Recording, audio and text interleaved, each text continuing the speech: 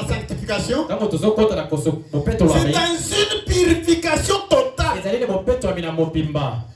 et le corps, et l'esprit, et l'âme, purifiés, nettoyés.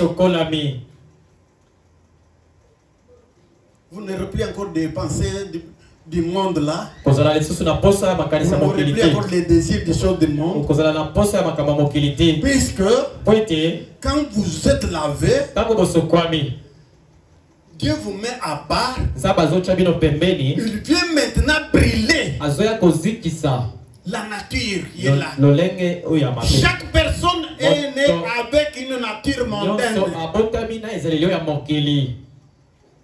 Que ton papa soit pape. Tu as la nature mondaine. Tu es venu par un acte. Et l'homme né de la femme. Ces jours sont courts. Cette naissance-là,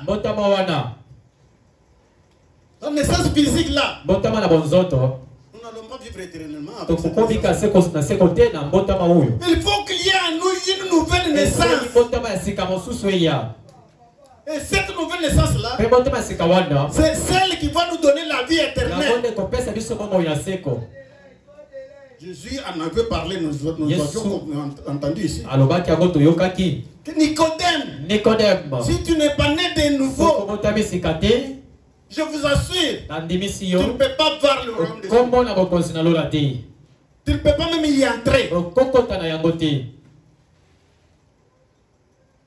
Cette nouvelle naissance doit aller jusqu'à la nouvelle naissance par l'esprit. Il brille. La nature du monde. Maintenant, vous avez une nouvelle nature. La nature d'en haut. Alors que ces choses-là partiront.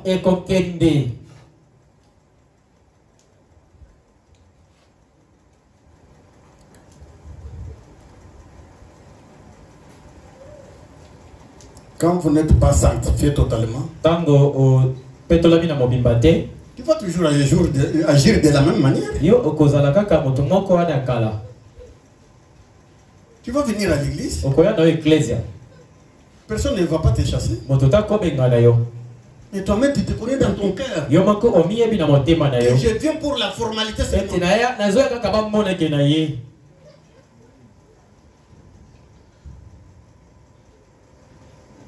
Judas savait qu'il est venu de l'enfer et il va rentrer en enfer.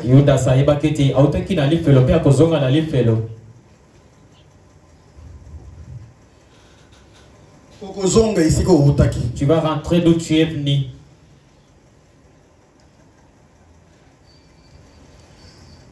Et la colombe vient du Saint-Esprit. C'est la troisième étape. Le Saint-Esprit vient. Nous avons dit qu'en écoutant un enseignement de la vérité. Remarquez même dans Actes chapitre 10 au 44 chez Corneille. Ils étaient des croyants. Mais ils n'avaient pas reçu du Saint-Esprit. Quand Pierre est allé et qu'il leur a prêché la parole de la vérité, le Saint-Esprit n'a pas tardé. Puisque le Saint-Esprit vient dans la parole de la vérité. Le Saint-Esprit est descendu sur eux. Les Juifs qui étaient avec Pierre, regardant les païens, avec des flammes de feu, commençant à parler en langue. Ces gens ici ont encore le même Saint-Esprit que nous avons envoyé. Et Pierre a dit, peut-on refuser le baptême d'eau à ces gens ici qui ont eu le Saint-Esprit de la même manière que nous? C'est-à-dire qu'ils sont allés les baptiser, les immerger dans l'eau au nom du Seigneur Jésus-Christ. S'ils n'avaient pas entendu la parole de Dieu, le Saint-Esprit ne sera pas venu.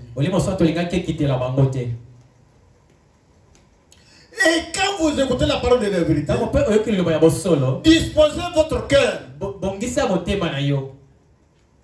pour que cette parole puisse entrer. Ce que vous fendez au sang, que vous disposez votre cœur, si tu es ici sans que ton cœur ne soit pas disposé, ça ne viendra pas. Tu écoutes seulement ça entre ici, ça sort.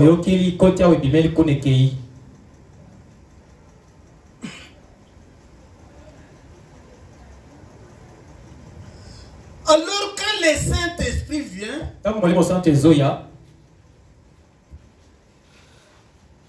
il vous met en relation d'amour avec Christ. Vous allez aimer Christ, vous allez aimer Dieu. Quelle est cette personne-là qui a le Saint-Esprit qui n'aime pas Dieu? Qui n'aime pas sa parole. Sa parole dit une chose et lui dit une autre chose. Et ça, c'est le Saint-Esprit.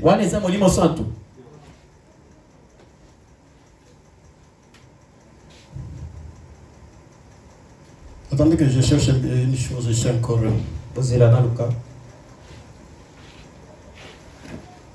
Je vais lire quelque chose. La révélation de Jésus-Christ. Chapitre 5.